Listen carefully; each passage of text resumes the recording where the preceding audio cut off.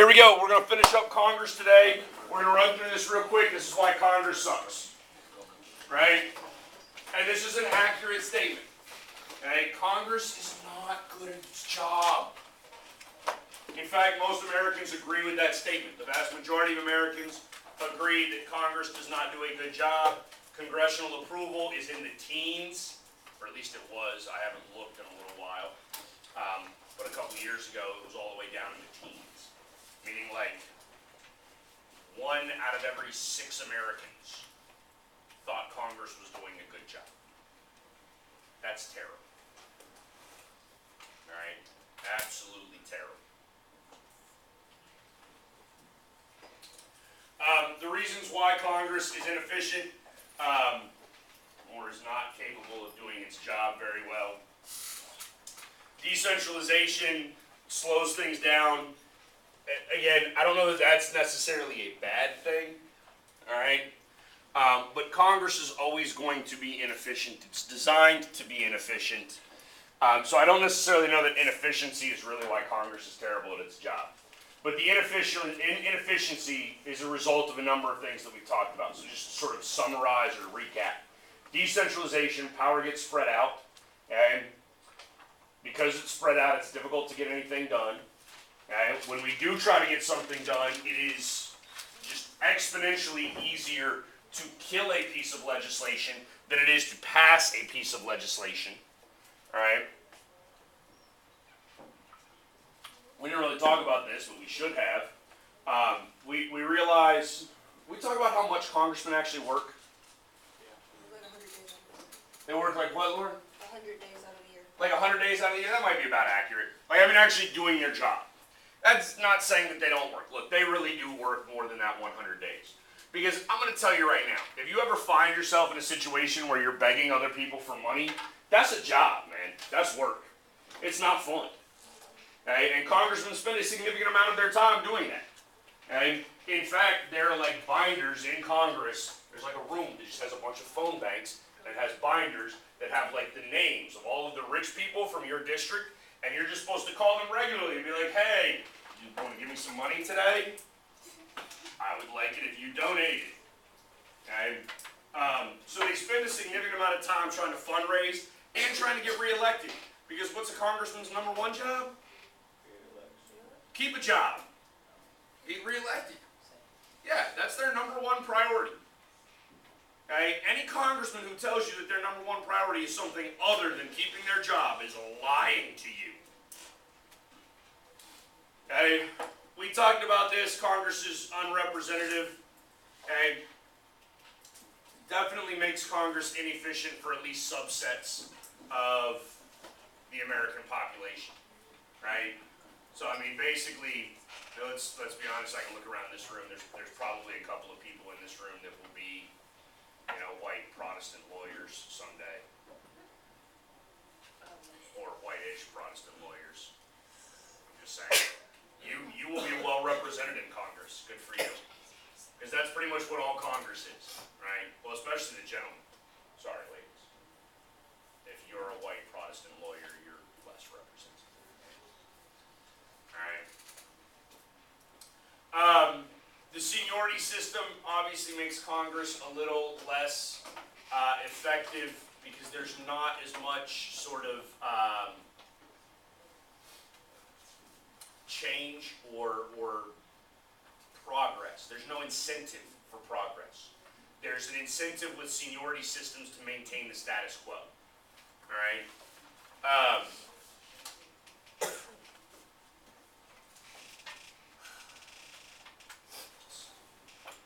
Gerrymandering, we talked about that. Lack of a third party, that's part of the problem with Congress. Now, here we get into the fun stuff. Okay? Congress is terribly unethical. And hold on. Did we talk about Martha Stewart in this class yet? No. No? No. We know who Martha Stewart is. Yeah. Yes?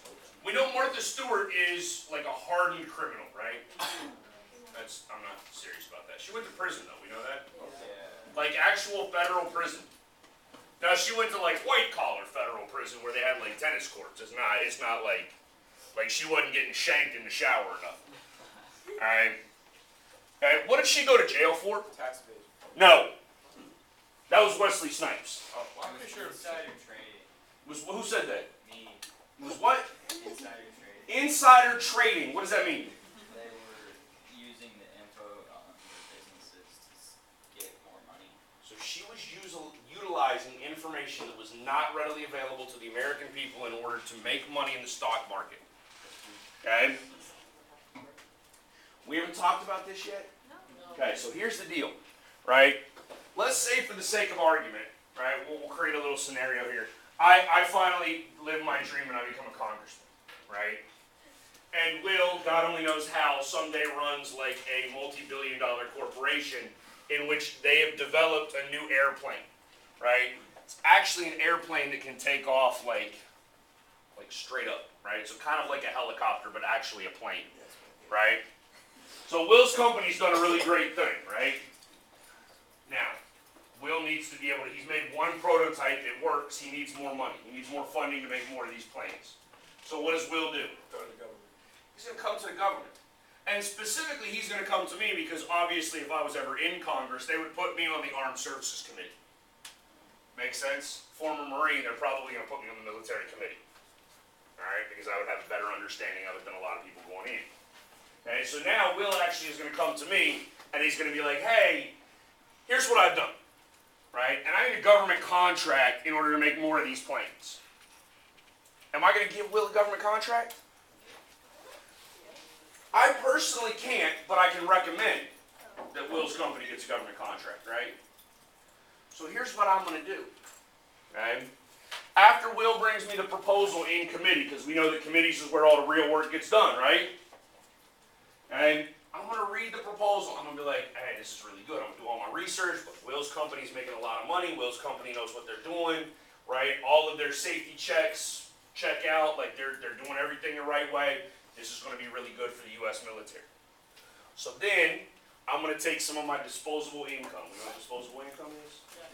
Extra money that you got lying around, because I make $183,000 a year to not do a whole lot. So I got a lot of money lying around. I'm going to take all that money, and I'm going to go buy stock in Will's company. Okay? And then I'm going to send my proposal to the floor of the House, and I'm going to be like, here, we should give this company a contract because they're going to make us a plane that's going to put us at the forefront of all technology in the arms race. Right? The rest of Congress goes, hey, that's a good idea. Right? It all gets passed. Will's company gets a $3 trillion grant. Okay? What happens to the stock price for Will's company? Skyrockets. What do I do then? You make money. I sell the shares that I had bought earlier at a much cheaper price, and I make a boatload of money. Guess what that's called? Insider trading. Except since I'm a congressman, it's legal. I did not break the law. However, if Will calls up Christian and goes, hey, Baker told me that I'm going to get this contract, and then Christian goes out and buys stock, Christian going to jail. Because Christian engaged in insider trading. What's the difference?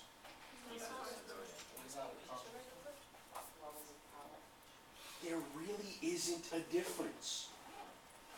Both of us were given information or obtained information. Why is that illegal? Like, what if I was like Christian's my friend, so I'm gonna give him like my business secret. I'm gonna tell him like what's going on, and I'd be like, it's a good idea to invest in my company. Well, here's the thing. If you ever do have a startup company, you're going to go around and ask people for money anyway, same way Congress does. Okay? What you can't do is go to Christian and be like, hey, look, okay, give me like $500,000 worth of stock right now. And in 3 days, right, when this information becomes public, then the stock market's going to, the price of the stock is going to triple, and then you can sell your money off, and you'll make a boatload of money. Okay? If you just tell him, look, here's something that we developed, and I think that this is a good company and you should invest in it, that's a little different. Alright? But then it matters what you've actually told him. Like if you tell him that you're going to get the government contract, that's when it's the inside information. All right? So like, I just can't tell them anything that like hasn't been released to the public. Correct. How did you get caught? How did Martha Stewart? They investigate stuff like that all the time when there's like really large purchases. And obviously Martha Stewart had a boat, like she's filthy rich, right? I mean, at one point in time, like all Kmart sold was Martha Stewart crap. And like she's just ridiculously rich. So she was able to purchase enough stock that actually sent off red flags. It's part of some of the regulations in terms of banking. Okay? Like if you ever, let's just say for the sake of argument, you find like $10,000 in cash, okay, someday, do not, for the love of Jesus, go and deposit that in a bank all at once. Because people will ask questions. Instead, go make 10 $1,000 deposits. Nobody will ask anything. Wait, I should have whispered the first part. Crime TV shows have already told me, What? like crime TV shows have already told me what to do. I'm glad you watch a lot of TV, Will. I remember this after 3 years of teaching you. Okay? So, we realize Congress is fairly unethical. Okay? You should understand that the unethical aspects of Congress extend just beyond congressmen profiting off of their own jobs. Okay? Things like providing employment for family members or things like that. In fact, Mitch McConnell, we know who that is, right? Speaker or Senate Majority Leader. Anybody know what his wife does now? She's the Secretary of Transportation. Trump hooked her up with a cabinet level position. And Congress is irresponsible. So this goes into a wide variety of sort of irresponsibility. Okay? You can talk about them being fiscally irresponsible. That's relatively easy to understand. Just go listen to Rand Paul or Ron Paul, because they're like the only two that care about fiscal responsibility. Listen to the two of them complain someday and you'll understand that concept. But other aspects of sort of the irresponsibilities, it's very easy for congressmen to deflect any sort of individual responsibility, right? Because it's really easy to sit in Congress and be like, dude, I'm just one of 435, man. I tried to do the right thing, but everybody else, man, they messed it up. Which is one of those reasons why individual congressmen have high re-election rates, but Congress as a whole has a low approval rating. Does that make sense? Real easy for your congressman who you meet and you're like, oh, I actually kind of like the guy. He's a nice guy. It wasn't his fault. It's everybody else's fault. All right. Spending, that's what I was just talking about. We're supposed to be gradually reducing the deficit. You understand that that's just an absurd joke, right? Okay, we realize that the deficit's about to hit $20 trillion, yes? 20 trillion. What did Obama take over? What was the deficit when he got in 8 years ago? It was like 8 trillion. It was like 10 trillion, right? What was the deficit before that, when 8 years before that, when W got into office? 3. It's like 5 trillion, right? In fact, the last like 6 presidents have doubled the deficit. Okay? And nobody since Ronald Reagan is even remotely. Bill Clinton balanced the budget in 8 years. That's it. Okay? Anybody know the last president of the United States? And obviously this is really Congress, right? But who's the last president of the United States to get out of office with no debt or deficit? Andrew Jackson. Yes, sir. You remember that from last year? Andrew Jackson, president number 7 of 45. Last guy to leave office without debt. All right. By the way, do you know how Congress gets around all this spending? Like, you know what they do? So Donald Trump, we understand Donald Trump is proposing like massive tax breaks. Okay, so revenue is going to go down, and he's going to increase spending. Does that sound balanced to you? So how is it that he can say that this is acceptable? They basically just make up numbers. And I'm not making this up. This is actually how this works. They make up numbers where Donald Trump says, well, in the year 2022, right, we're going to have created 7 million new jobs by then, and those jobs are going to generate X number of dollars in tax revenue that we don't see today, and there's not going to be any more increased spending, so we'll be able to balance the budget. That doesn't really work. And in fact, Congress for many years now has basically just made these ridiculous projections as to what's going to happen 10 years down the road that never come true. Not even remotely close. All right?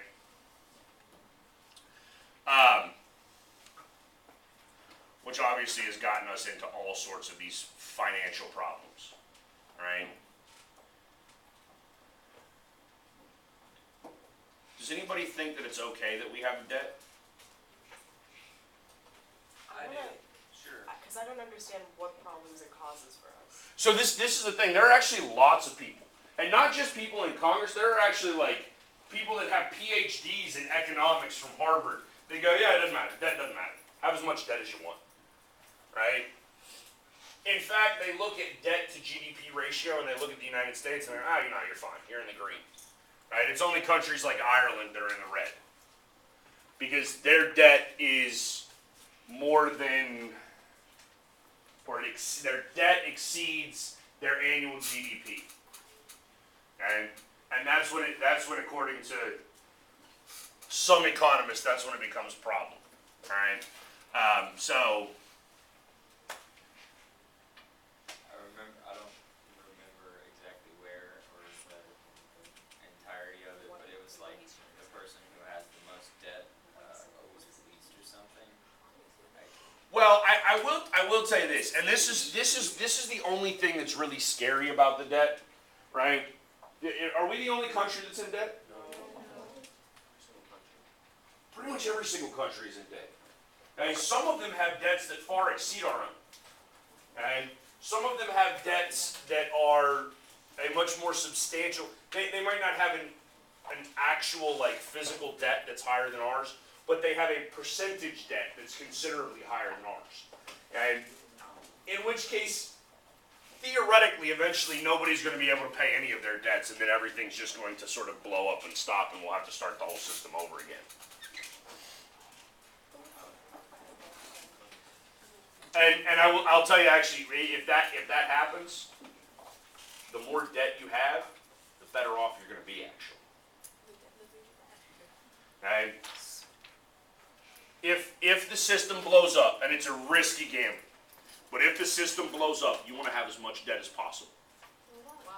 Think about this for a second, right? Let's just say for the sake of argument, because here's what would most likely happen, right? Let's say for the sake of argument, you went out and you bought $1 million house.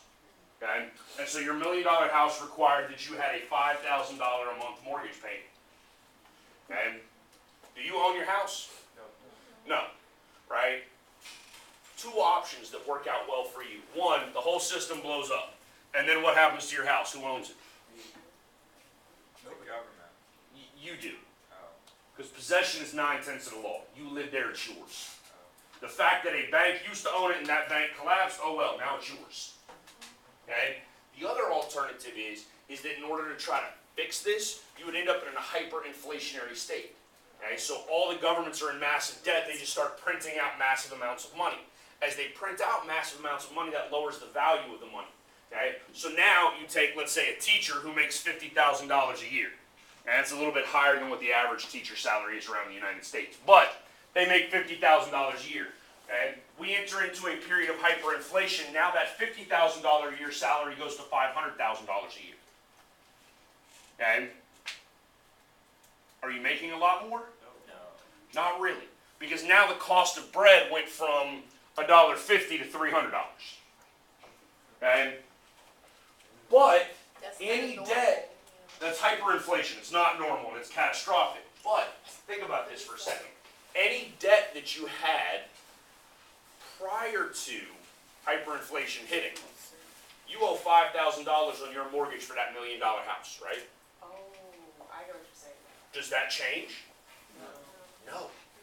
So now your salary went from $50,000 to $500,000 a year. You still only owe $5,000 a month on that house. Okay? Same thing with cars. Same thing with credit card debt, student loan debt. Any debt that you have, if you enter into a period of hyperinflation, the more debt you have, the better off it is. Okay? Because essentially what happens is if somebody gives you some sort of product that is highly valuable, you start paying them back with valuable money, and then all of a sudden you basically just start handing them toilet paper because the money's worthless. Alright? The diffusion of power to the executive branch, this is another problem with Congress. We talked about this. We talked about how Congress doesn't even write legislation anymore. Okay, so there you go.